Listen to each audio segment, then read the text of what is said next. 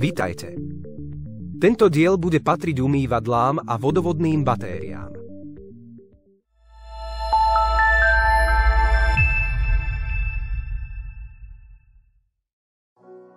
Umývadlo je neodmysliteľnou súčasťou každej kúpeľne.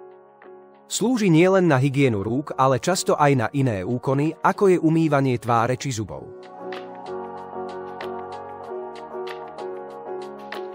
Pri jeho výbere je dôležité zvážiť niekoľko faktorov, aby ste si vybrali umývadlo, ktoré bude nielen praktické a funkčné, ale aj esteticky príjemné a bude sa hodiť do vášho kúpeľňového interiéru.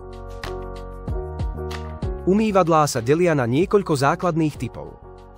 Závesné umývadlá sú pripevnené na stenu a pod nimi zostáva voľný priestor, ktorý môžete využiť napríklad na umiestnenie skrine alebo koša. Nábytkové umývadlá sú montované na skrinkách alebo komodách a ponúkajú tak praktický úložný priestor.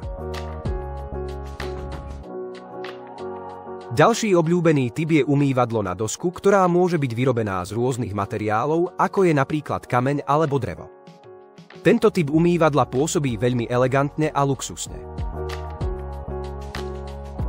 Najčastejšie používanými materiálmi na výrobu umývadiel je keramika, sklo, akrylát, nerez alebo liaty mramor.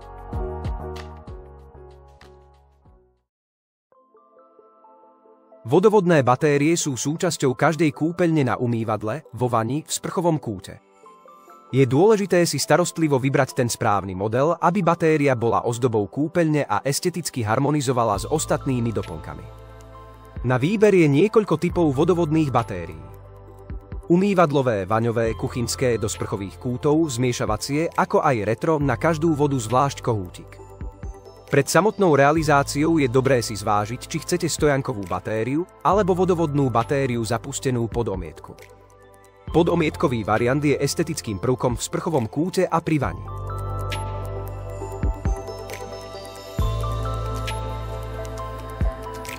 Moderným doplnkom je stojanová vodovodná batéria k vani, ktorá vyúsťuje z podlahy. Dizajnový doplnok vašej kúpeľne.